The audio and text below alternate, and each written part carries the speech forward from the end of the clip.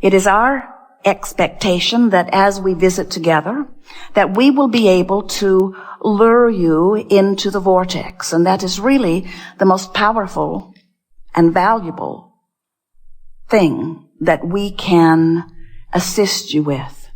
If we can convince you that this vibrational reality does exist, and that shouldn't be hard because you have emotions that are pointing out the variance between you and you all day, every day.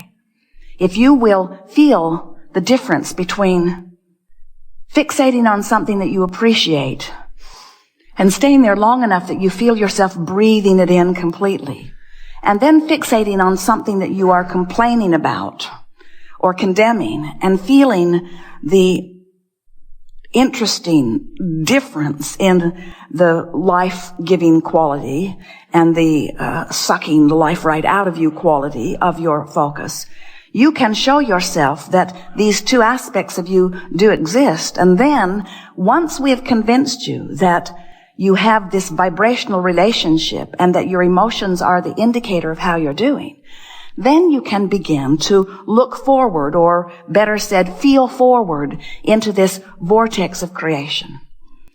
Once you believe, now the vortex takes you in frequently, and once inside this vortex frequently, you begin, and we know this is going to sound ethereal, it's going to sound new agey, it's going to sound religious, it's going to sound like another dog and pony show.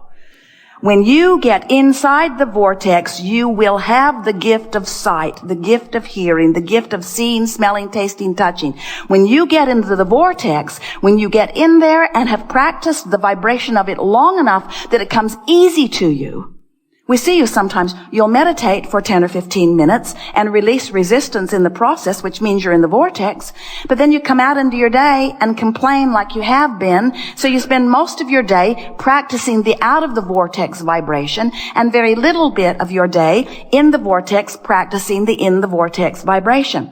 This Art of Allowing workshop is all about getting as close as you can to the vortex and trusting that in time, if you get close enough, often enough, the vortex will take you in, and as it takes you in often enough, you're going to begin to practice the vibration inside the vortex, which means your resistance will subside, and by law, everything that you have been asking for, all of which is in this vortex of creation, must manifest in your experience, where not only you, but others may see it.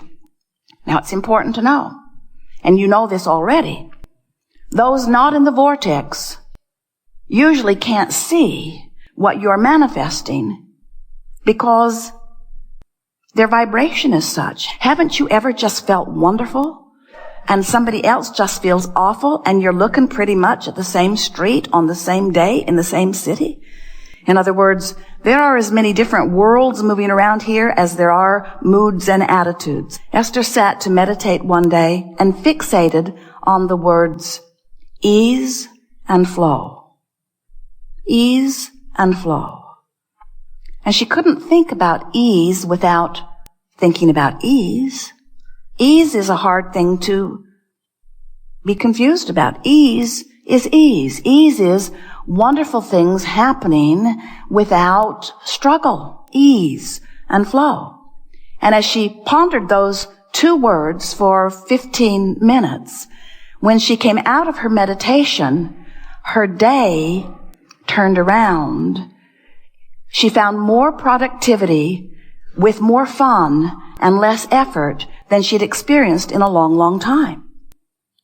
And she thought, I like that feeling of ease. And we say, what she did was she accepted with very little effort the leverage of the vortex. When you care about getting in there, when you care about ease and flow, when you care about clarity, when you care about the way you feel, and you're willing to loosen your grip on the impropriety or the imperfection or the downright wrong behavior that you've been focused upon somewhere in your physical world, when you're willing to feel for alignment rather than sort out the problems longer, what you're going to discover is You have put enough into your vortex of creation to keep you happily busy for 20 or 30 lifetimes. And when you focus in a way that no longer keeps you out of the vortex, everything that you want will show up in your experience. Now, we hope you heard that in exactly the way we meant it, because we want you to accept that what law of attraction is, it is a unifying law. It is a culminating law. It is a attracting law. In other words, it is the law of rendezvous. It is the law of rendezvous. So, if you've got a lot of ornery people in your life, the law of rendezvous is just showing you who you are. If people are stealing from you, the law of attraction, this rendezvousing law, is just showing you who you are. And you say, but wait, I would never steal from another. And we say, we're not saying that you're a thief, but you've got thief vibration going on. You're worried about people taken from you. You're worried about that sort of thing going on. It's active in your vibration, and the activation of things going wrong is the preventative reason preventing things from going right. Can you hear it? So, we'd like to just zap you all with clear insight that makes you say, I'm going to stop fussing over the small stuff. And technically, it's all really small stuff. It's all ineffective, unimportant. It's not needing to be documented because it's out of the vortex. I'm going to train myself into the vortex. That's where we want you to be when you exit this theater at the end of this day. We want you to have one thing and one thing only on your mind. That vortex place seems like a good place to be, and I'm going to feel my way in there. Now here's the ulterior motive for getting in there. I'm going to get in that vortex because I want to feel good. Now, we know how off that must sound to someone outside the vortex who wants stuff to come that isn't coming. But if your motive for getting into the vortex is to make that stuff that isn't happening happen, now you've activated the stuff not happening and you can't get in the vortex. So if your motive is just to feel better, here is the largest motive that we would encourage you to assign to yourself about getting into this vortex. In other words, don't say, I'm going to get in because that's where all my stuff is and I'm tired of being without it, because that's what happens. I'm going to go in there and get my stuff that I don't have. Well, then you don't get in. But if you say, I'm going to go in there because it feels good, now you can get in easily. And if then you begin saying, I'm going to stay in here often because it feels good, now you stay in there, and what happens is you then train your vibration into one that matches what you want. As you wait until you are inside the vortex, these are money and the law of attraction cards. So if you're outside the vortex and you're looking through these cards, achieving success is my natural birthright. Right. Right.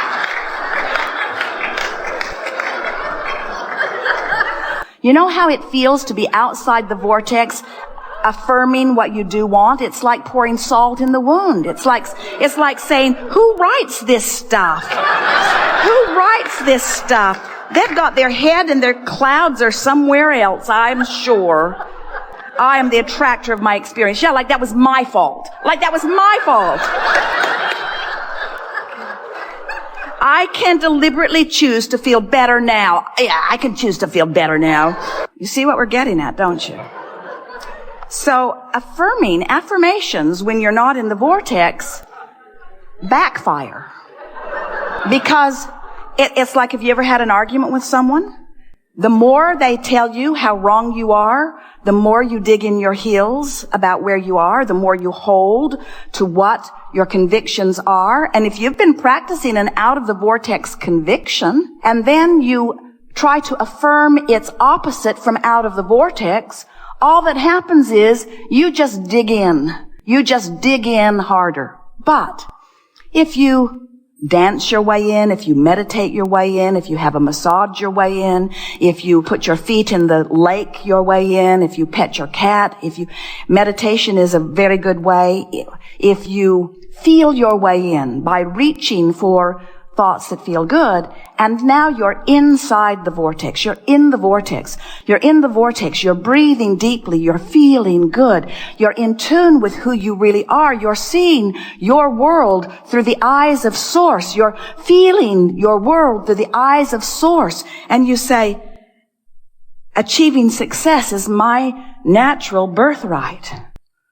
Achieving success is my natural birthright. Achieving success is my natural birthright. Now you want to read the other side of the card. In other words, when you're in the vortex and then you affirm, or then you think about someone you love, or then you focus upon something that you want, what happens to you is you practice that successful vibration. And you're awake while you're doing it. You're practicing it. You're awake. And now you've set a new tone. Now what happens? Then you'll move into your day. And as you move into your day, you might have another reactive moment because there are tailings of how you thought the day before and how you thought the day before. Your law of attraction attitude or stance didn't turn around on a dime during the 15 minutes that you were in the vortex. But if you do it today and tomorrow and the next day, if you make it an important part of your day, what will happen is you will become aware of in the vortex thoughts and out of the vortex thoughts. And you'll catch yourself as you are moving through your day so that you will finally become a deliberate creator. That's what proactive attraction is. You become a deliberate creator because you offer your vibration on purpose rather than reacting to what's going on. And when that happens to you, you can hold your own no matter what. It does not matter what is swirling around you. Law of attraction will ferret out from the soup that is swirling around you only those things that are a vibrational match to what you have trained yourself to be. And really, how hard can it be to train yourself into vibrational alignment with the whole of you who is projecting it in this powerful, powerful way? Once you get the hang of this, once you care about feeling your way into the vortex. We offered a game to Esther and she had such fun with it. She loved that feeling of ease and flow so much. We encouraged her to start through the alphabet and choose a word that begins with A that feels in the vortex to her. And so from inside the vortex, it was easy. She said appreciation.